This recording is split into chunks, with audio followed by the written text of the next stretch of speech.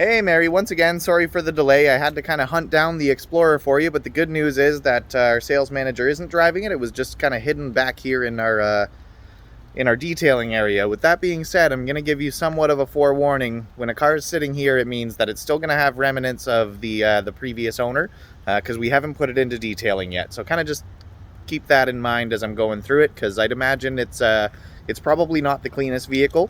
But with that being said, should you buy it, we'll give it the best detail you've ever seen. So here it is. It's a nice gun metallic gray.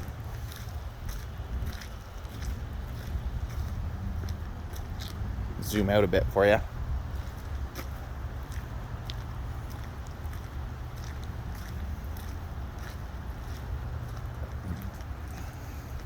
Is all-wheel drive as well, of course.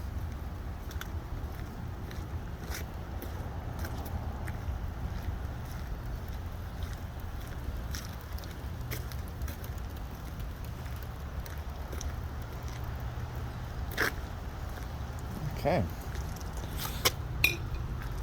Just open it up here.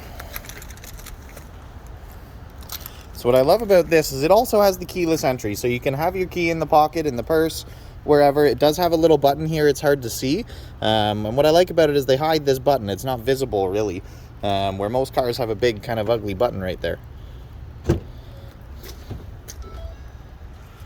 So here it is. Like I said, it's not as clean as I would like it to be when taking a video for you, but we'll get an idea.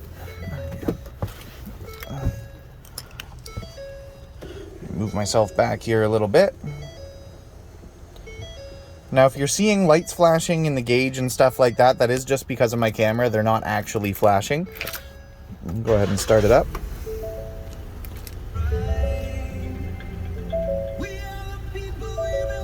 So once again, I know that it probably looks like it's flashing on the camera screen, but I guarantee, or I can assure you that it's not.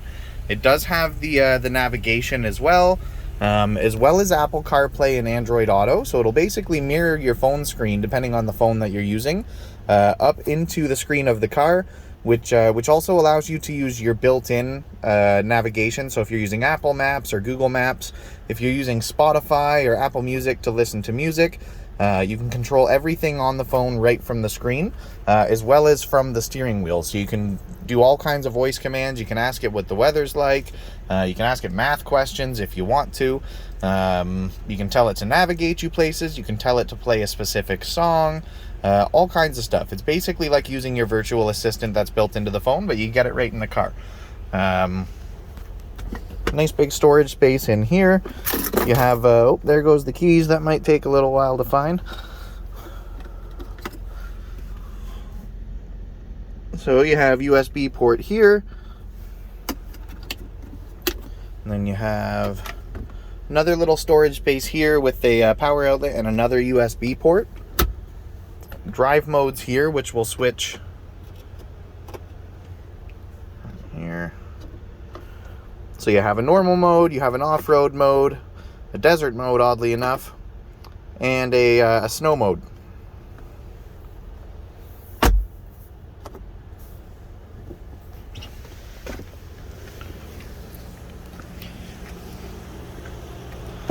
It does have blind spot monitoring as well. Now, I think I mentioned, or I missed that with the Pathfinder, but I do believe the Pathfinder has it. I know it's hard to see in the camera, but you have this this little thing right here. It's going to light up bright orange when something's in your blind spot. And then if you hit the turn signal while that is lit up orange, basically the car will start to beep at you and let you know that there's something there, and of course not to change lanes. This also has an electric lift gate, so you just hit a little button down here, opens up on its own. Again, tons of space with the kind of stow and go type seating, so you can actually store stuff underneath, or you can fold them all down flat. And it does have the towing capacity that you were looking for. Don't worry about this this gap down here. There is a cover for it. And you'll notice you do have a power outlet over at this side.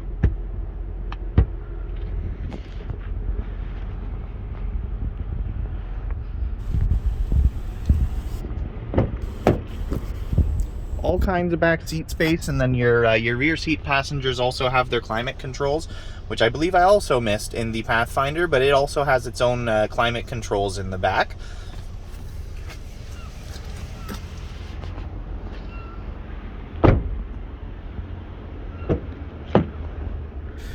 And you do have power seats for the passenger as well as the driver. I don't know if you're much of a music person, but I did play with the stereo on this one, and it's, well, it worked very well, we'll put it that way.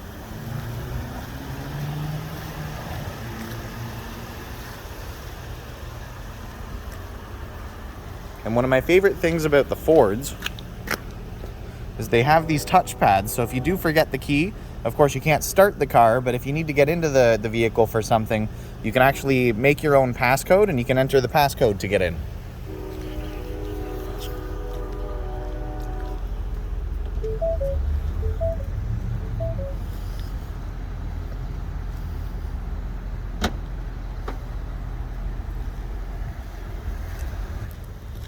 Now, as I said before, oh, a little foggy here. As I said before, I probably missed a couple of things. We recently took this one on a trade-in, so I haven't had too much of a chance to go through it yet. So with that being said, like I said in the other video, just shoot me a text, give me a phone call. You have my email, or you will have it when I send these to you. Yeah, we'll see if we can't get you a new car.